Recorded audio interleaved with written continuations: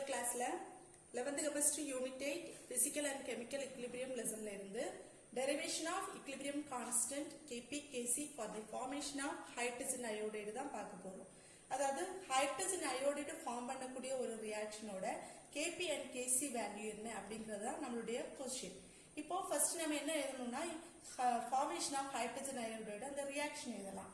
இப்போ hydrogen iodide formation அப்படிங்கிறது இப்போ ப்ராடக்ட் என்னவா இருக்கும் ஹைட்ரஜன் அயோடைடு.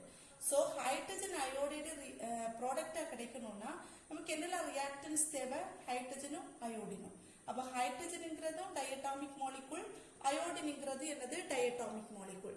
ஸோ இப்போ இக்குவேஷனை பேலன்ஸ் பண்ணும்போது இங்க 2 இருக்கு இங்க 2 இருக்கு. ஸோ அதனால இங்க என்ன போட்டுக்கலாம் 2 ஹைட்ரஜன் அயோடைடு போட்டுக்கலாம்.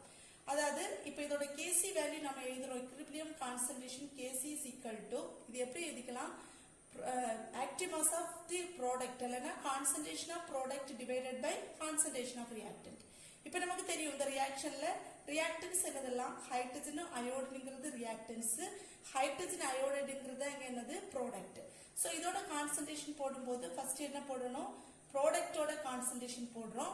இப்போ இதுல எவ்வளவு நம்பர் ஆஃப் மோல்ஸ் எவ்வளவு இருக்கு 2 இருக்கு. அப்போ நம்பர் ஆஃப் மோல்ஸ் எப்பவுமே எதுல போடுவோம் பவர்ல போட்டுப்போம்.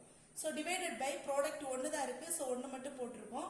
Next divided by the concentration of the reactant. Reactant என்னெல்லாம் இருக்கு ஹைட்ரஜனும் இருக்கு அயோடினும் இருக்கு. ஸோ 2 ரியாக்டன்டையும் போட்டுடலாம். இப்போ எல்லாத்துக்குமே கான்சன்ட்ரேஷன் எழுதிட்டோம். இப்போ என்ன பண்ண போறோம்னா இந்த ஃபார்மேஷன் ஆஃப் ஹைட்ரஜன் அயோடைடு இந்த ரியாக்ஷன்ல இதோட கான்சன்ட்ரேஷன் என்ன அப்படிங்கறத கண்டுபிடிக்க போறோம். ஸோ இது கண்டுபிடிக்கிறதுக்கு என்ன சொல்லியிருக்காங்கன்னா இப்போ A moles of ஹைட்ரஜனும் B moles of அயோடினும் ரியாக்ஷன்ல இன்வால்வ் ஆகுது. அதுல X moles of ஹைட்ரஜனும் X moles of அயோடினும் ரியாக்ட் பண்ணி நமக்கு 2X moles of hydrogen iodide கொடுக்குது அப்படிங்கிறது தான் நமக்கு இந்த ஈக்குவேஷன்ல நமக்கு சொல்லி இருக்கக்கூடியது. சோ இதுல இருந்து நம்ம என்ன பண்ண போறோம் அதோட கான்சன்ட்ரேஷன் என்ன ஹைட்ரஜன் அயோடைடு ஹைட்ரஜன் அண்ட் அயோடினோட கான்சன்ட்ரேஷன் என்ன அப்படிங்கறத கண்டுபிடிக்க போறோம். சோ இதோட கான்சன்ட்ரேஷன் கண்டுபிடிக்கிறதுக்கு நம்ம என்ன பண்ணிருக்கோம்னா ஃபர்ஸ்ட் ரியாக்டன்ஸ் ப்ராடக்ட் நம்ம எழுதியிருக்கோம். ஹைட்ரஜன் அயோடைடும் ரியாக்டன்ஸ் எழுதியிருக்கோம். ஹைட்ரஜன் அயோடைடுங்கிறது என்னது ப்ராடக்ட். சோ இத கான்சன்ட்ரேஷன் பண்றதுக்கு ஒரு 4 ஸ்டெப் நமக்கு யூஸ் பண்றோம். என்னன்னா ஃபர்ஸ்ட் என்ன எடுத்துக்கணும்னா initial number of moles. Initial number அப்படிங்கிறது எதுக்கு மட்டும்தான் இருக்கும் ரியாக்டன்ஸுக்கு மட்டும்தான் இருக்கும் ப்ராடக்ட்டுக்கு இருக்காது இல்லையா. ஏன்னா ஒரு ரியாக்ஷன் நடக்கிறதுக்கு முன்னாடி நம்ம ஹைட்ரஜன் எவ்வளவு எடுத்திருக்கோம் அயோடின் எவ்வளவு எடுத்திருக்கோம் அதான் என்னது initial number of moles. So நமக்கு என்ன சொல்லியிருக்காங்க initial number of moles of hydrogen ஏன்னு எடுத்திருக்கோம் அயோடின் என்னன்னு எடுத்துக்கலாம் பின்னு எடுத்துக்கலாம். இப்போ ஹைட்ரஜன் அயோடைடு இனிஷியல் நம்பர் வராது. சோ நெக்ஸ்ட் என்ன சொல்லியிருக்காங்க நம்பர் ஆஃப் மோல்ஸ் ரியாக்டட். என்ன சொல்லியிருக்காங்கன்னா ஹைட்ரஜன் எக்ஸ் மோல்ஸ் ரியாக்ட் ஆகுது அயோடினும் எக்ஸ் மோல்ஸ் ரியாக்ட் ஆகுது. இப்போ நம்பர் ஆஃப் மோல்ஸ் ரியாக்டட் அப்படிங்கிறது ப்ராடக்ட்டுக்கு வராது இல்லையா. ரியாக்டன்ஸ் தான் ரியாக்ட் பண்ணி நமக்கு ப்ராடக்ட்டை கொடுக்குது. So hydrogen x moles iodine x moles. Next number of moles at equilibrium. ஈக்விலிபிரியம்ங்கிறது என்னது rate of forward reaction rate of backward reaction ஈக்குவலா இருக்கக்கூடியது இல்லையா ஒரு சமநிலையில ஒரு ரியாக்ஷன் இருக்கும்போது. சோ இதோட சமநிலையில இருக்கும்போது ரியாக்டன்ஸுக்கு என்ன கண்டுபிடிக்கணும்னா எவ்வளவு நம்பர் ஆஃப் மோல்ஸ் அன்ரியாக்டடா இருக்கு அப்படிங்கறத கண்டுபிடிக்கணும்.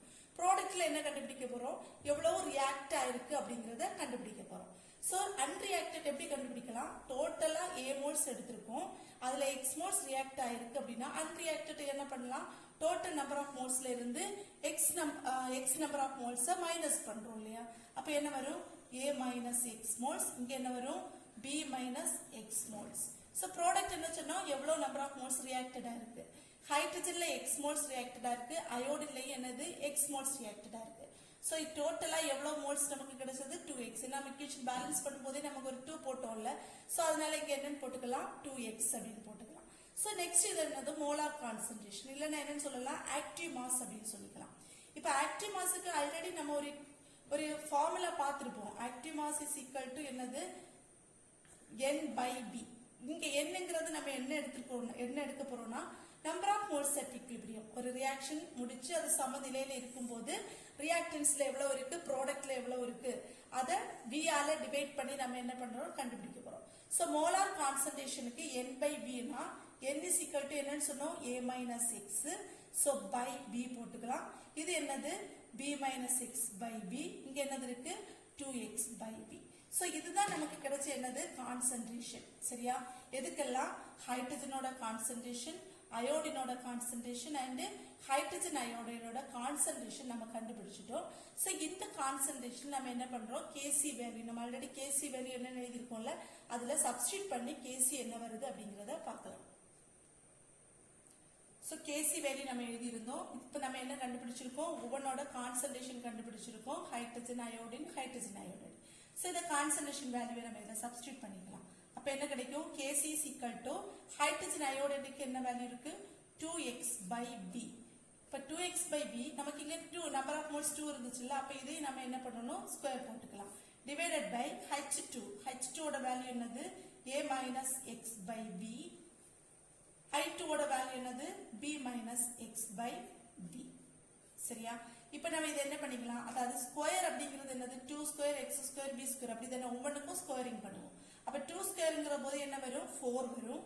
அப்ப 4x square by b square divided by என்ன போட்டுக்கலாம் a minus x into b minus x divided by b into b என்ன போட்டுக்கோங்க b ஸ்கொயர் போட்டுக்கோங்க. சோ இது மேல எடுத்துட்டு போலாமா, இங்க இருக்கக்கூடிய டேர்மை மேல கொண்டு போலாம். அப்ப என்ன ஆயிடும் 4x square by b square into மேல போகும்போது என்ன ஆகும் b ஸ்கொயர் மேல வந்துடும் டிவைடட் பை என்னது a minus x into b minus x. சரியா? இப்போ b ஸ்கொயர் என்ன பண்ணிடலாம் கேன்சல் பண்ணிடலாம். இப்போ kc யோட வேல்யூ நமக்கு கிடைச்சிருக்கு, என்ன கிடைச்சிருக்கு 4x square by a minus x into b minus x. So என்ன கண்டுபிடிச்சாச்சு, kc வேல்யூ நம்ம கண்டுபிடிச்சிட்டோம். சோ நெக்ஸ்ட் என்ன பண்ணணும், kp வேல்யூ கண்டுபிடிக்க போறோம். இப்ப kp க்கு ஆல்ரெடி நம்ம ஒரு டெரிவேஷன் படிச்சிருப்போம், ஞாபகம் இருக்கா, kp is equal to kc into rt power delta ng. Relationship between kp and kc ல நம்ம இந்த இது படிச்சிருக்கோம்.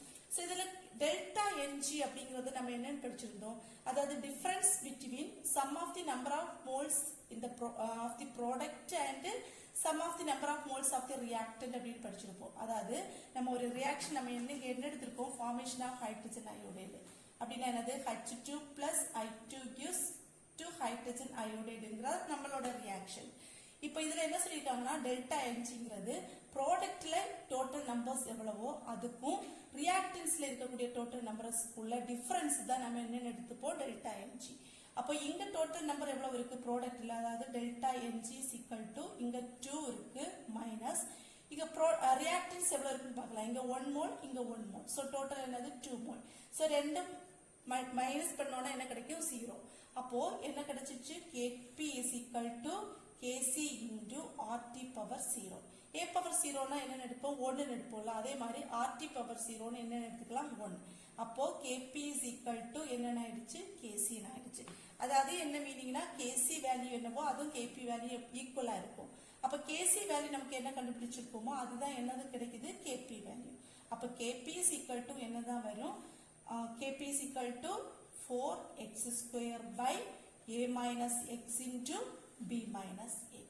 இது என்னது kp க்கு kq எதுக்குள்ள ஹைட்ரஜன் அயோடைடு ஃபார்மேஷன்ல kp and kc வேல்யூ என்ன அப்படின்னு கேட்டா இதுதான் நம்மளுடைய ஆன்சர். ரொம்ப சிம்பிளான ஒரு டெரிவேஷன் தான், எல்லாருக்கும் புரிஞ்சிருக்கும்னு நினைக்கிறேன். Thank you for watching.